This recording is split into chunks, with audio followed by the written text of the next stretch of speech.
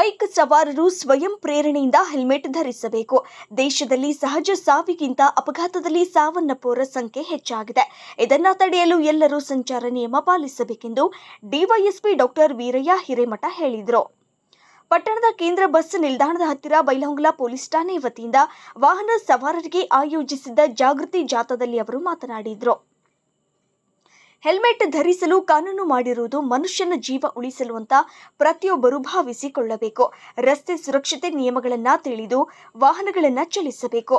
ಪೊಲೀಸರು ದಂಡ ವಿಧಿಸುತ್ತಾರೆ ಎಂದು ಕದ್ದು ಮುಚ್ಚಿ ವಾಹನ ಚಾಲನೆ ಮಾಡದೆ ಕಾನೂನನ್ನು ಗೌರವಿಸಿ ಕಡ್ಡಾಯವಾಗಿ ಹೆಲ್ಮೆಟ್ ಧರಿಸಿ ವಾಹನ ಚಾಲನೆಗೆ ಮುಂದಾಗಬೇಕು. ವಾಹನ ಸವಾರರು ಕುಡಿದ ಅಮಲಿನಲ್ಲಿ ವಾಹನ ಚಲಿಸಬಾರದು. ವಾಹನದ ದಾಖಲೆಗಳನ್ನು ಕಡ್ಡಾಯವಾಗಿ ಇಟ್ಟುಕೊಳ್ಳಬೇಕು. ಕುಟುಂಬಸ್ಥರು ಅಪ್ರಾಪ್ತ ಮಕ್ಕಳಿಗೆ ವಾಹನ ಚಲಿಸಲು ಅವಕಾಶ ನೀಡಬಾರದು. ಈಗಾಗಲೇ ವಾಹನ ಸವಾರರಲ್ಲಿ ಸಾಕಷ್ಟು ಜಾಗೃತಿ ಮೂಡಿಸಲಾಗುತ್ತಿದೆ. ಯಾರು ಕಾನೂನು ಗೌರವಿಸುವುದಿಲ್ಲ ಅಂತವರ ಮೇಲೆ ನಿರ್ದಾಕ್ಷಿಣ್ಯವಾಗಿ ಕ್ರಮ ಜರುಗಿಸಲಾಗುವುದು ಎಂದರು. ಇನ್ನು ಈ ಸಂದರ್ಭದಲ್ಲಿ ಪಿಎಸ್ಐಗಳು, ಎಎಸ್ಐಗಳು, ಕಾನ್ಸ್ಟೇಬಲ್ಗಳು, ಸಿಬ್ಬಂದಿ ವರ್ಗದವರು ಹಾಜರಿದ್ದರು. ಎಲ್ಲ ಹೆಲ್ಮೆಟ್ ಹಾಕ್ಬಿಟ್ಟು ನಾಳಿಂದ ಹೆಲ್ಮೆಟ್ ಇಲ್ಲ ಅಂದ್ರೆ ಮತ್ತೆ ನೋಡಿ ನಾಳೆಲ್ಲ ಗಾಡಿ ಸೀಸ್ ಆಗ್ತವೆ, ಕೇಸ್ ಆಗ್ತೀವಿ. ಆಯ್ತಾ?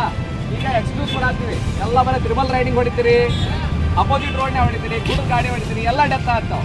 ಮೊನ್ನೆ 3 ಡೆತ್, ಡೈಲಿ 1 ಡೆತ್. ಮರ್ಡರ್ಕಿನ ಹಾಕಿಲ್ಲ. ಆಯ್ತಾ? ಲೈಸೆನ್ಸ್ ಅಂತ ಪ್ರಯತ್ನ ಇದು ಇಯರ್ಫೋನ್ ಹಾಕ್ಬಿಡ್ತೀವಿ ಯಾಕಂದ್ರೆ